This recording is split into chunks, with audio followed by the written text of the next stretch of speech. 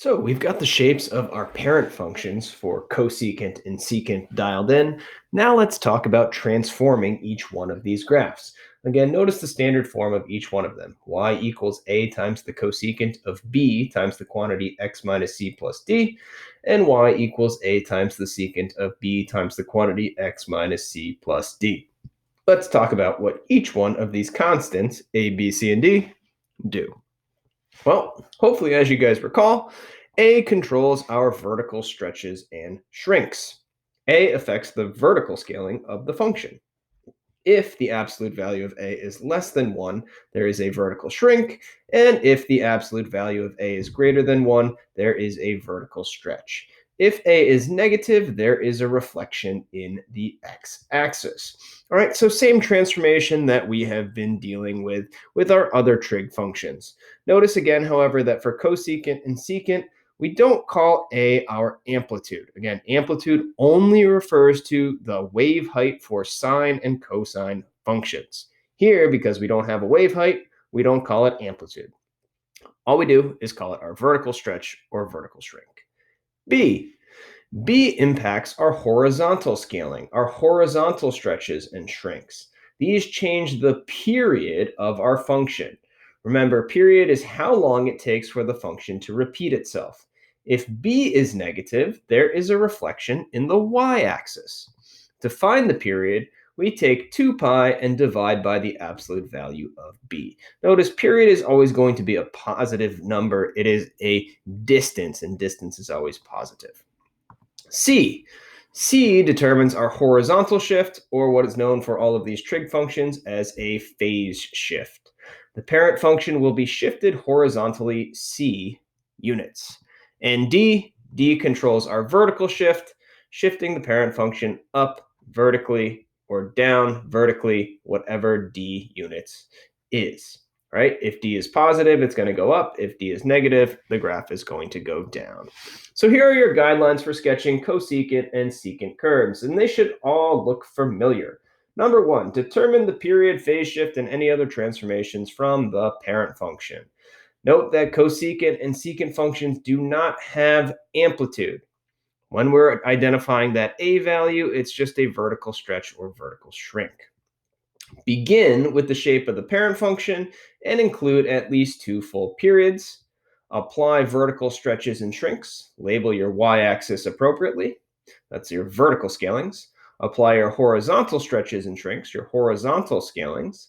Label the x-axis to match the period. It is helpful to use quarter period increments in your scale, all right? So quarter period increments for your scaling, just like we did with the parent functions.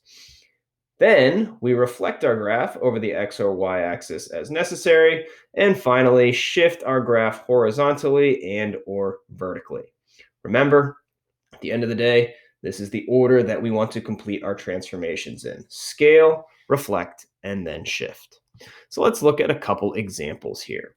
Determine the period, phase shift, and any other transformations from the parent function. Sketch the graph, include at least 2 full periods, identify the domain and the range. Here we have f of x is equal to 2 times the cosecant of negative x plus pi over 2. As always, make note of the standard form. A cosecant b times the quantity x minus c plus d. Anytime you have a b constant multiple in front of the x that is something other than 1, we are going to want to factor out that b constant multiple from each one of those terms. In other words, I want to divide out a negative 1 from this x and divide out a negative 1 from this pi over 2. Doing so gives me 2 cosecant of negative 1, there's the negative 1 that I have divided out, times x minus pi over 2. Notice that this becomes a minus pi over 2 when we divide it by negative 1. A positive pi over 2 divided by negative 1 gives me a negative pi over 2. And just double checking your work, when you multiply this back in, make sure you end up with the original equation that you started with. Okay, so let's start off by identifying the period. To calculate the period, we take 2 pi divided by the absolute value of b. Well, the b constant is negative 1. The absolute value of negative 1 is 1. 2 pi divided by 1 gives us a period of 2 pi. Next, we can identify the phase shift. The phase shift, or horizontal shift, is equal to the c constant. Our c constant in this case is positive pi over 2. We have a horizontal shift of pi over 2 units to the right. Then let's look at our other transformations. Well, starting with a, we have a constant multiple of 2 in front of our parent function. That is going to be a vertical stretch by a factor of 2.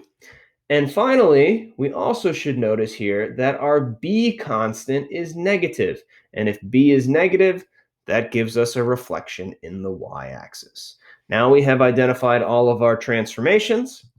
We start with the shape of the parent function. Here I have the shape of y equals the cosecant of x. And we scale, reflect, and shift. One thing to make note of here is my current y scaling, right? I've got a 5 and a 10, all right? Those are units of 5 for my y-axis scaling. So we clear off our y-axis. I still have quarter period increments, right? When we go to sketch our graph, helpful to have those quarter period increments. Let's start off by scaling vertically. So we have a vertical stretch by a factor of 2. That's going to pull all of our y-coordinates away from the x-axis by a factor of 2. And if you were to graph y equals 2 times the sine of x, all right, that would mean that the wave height would be 2 units above the midline and 2 units below the midline. For our cosecant function, because that's a reciprocal of sine, that means that these relative minimum values are going to occur at 2, have to be 2 units above the midline, and these relative maximum values have to be 2 units below the midline. So what I find is the easiest way to do this is just to completely rescale your y-axis. I already have the graph drawn. Rescale the y-axis. These relative minimums occur at 2. Relative maximums occur at -2. There is our vertical stretch. We stretch those y values away from the x-axis. Then we can do our horizontal scaling. Well, our period is 2 pi. Remember, a period needs to include one u and one upside down u. So this function repeats itself once it gets to here.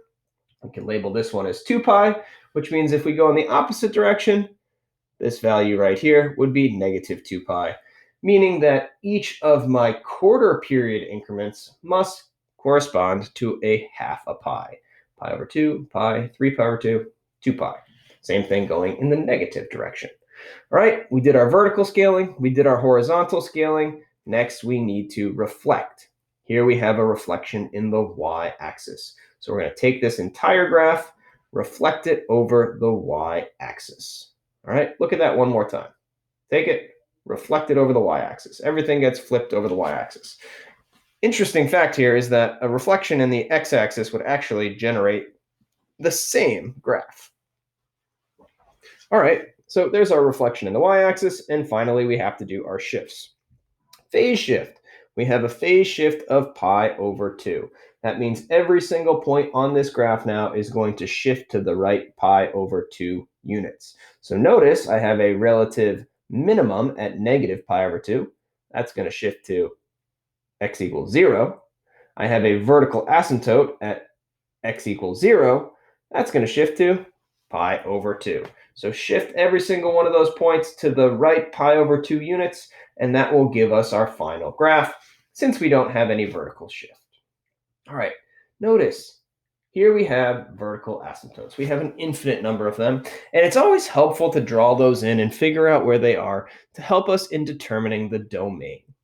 All right, domain is equal to all real numbers except x cannot equal, and again, for these trig functions, pick one of the vertical asymptotes. I'm going to pick the first positive one here at pi over 2.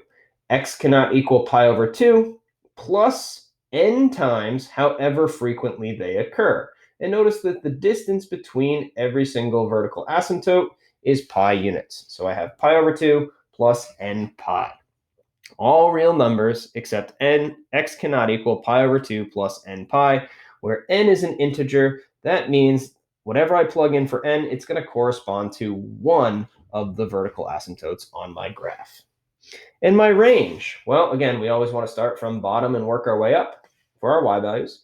Our lowest y value is negative infinity. We go up to negative 2. We hit negative 2, so we have a bracket around negative 2 in union with 2 to positive infinity.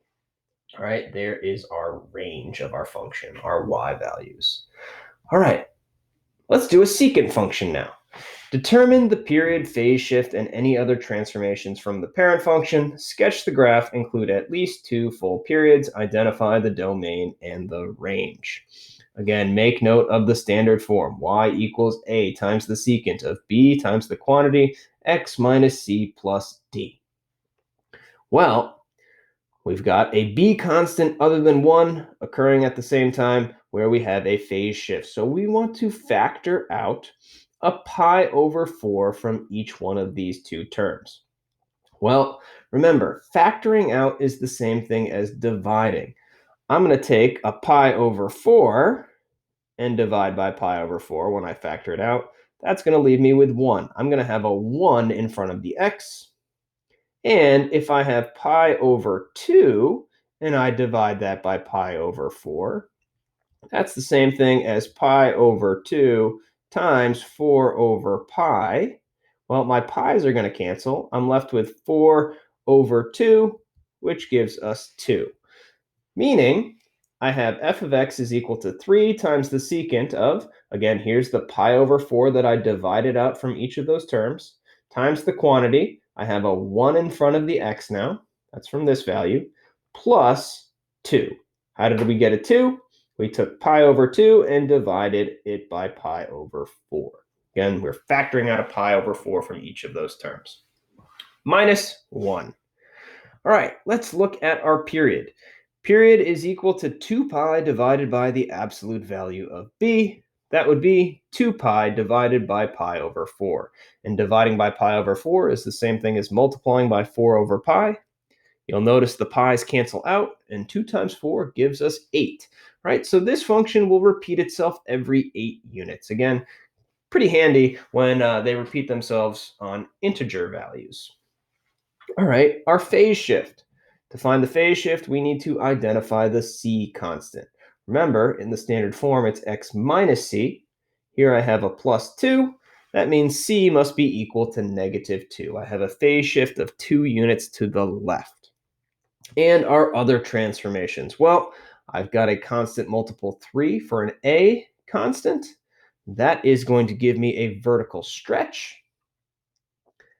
And we also have a negative 1d constant. That means we have a vertical shift down 1 unit. So we've identified all of our transformations. Here's the shape of our parent function. We need to scale, reflect, and shift. All right, we clear out our x and y axis. Let's scale vertically first. Notice that we have a vertical stretch. We have a vertical stretch by a factor of 3. And if you were to graph y equals the cosine, 3 times the, y equals, give me one sec here, 3, y equals 3 times the cosine of x, this vertical stretch would mean that the amplitude would have to be 3. It would go 3 units above the midline, 3 units below the midline. Well, the same thing is going to happen here. These relative minimums are going to begin 3 units above the midline. These relative maxes are going to begin 3 units below the midline. And so we rescale. Instead of this being a 1, this becomes a 3. And instead of our relative maxes occurring at negative 1, they now occur at negative 3. So we've just rescaled our y-axis. There is our vertical stretch.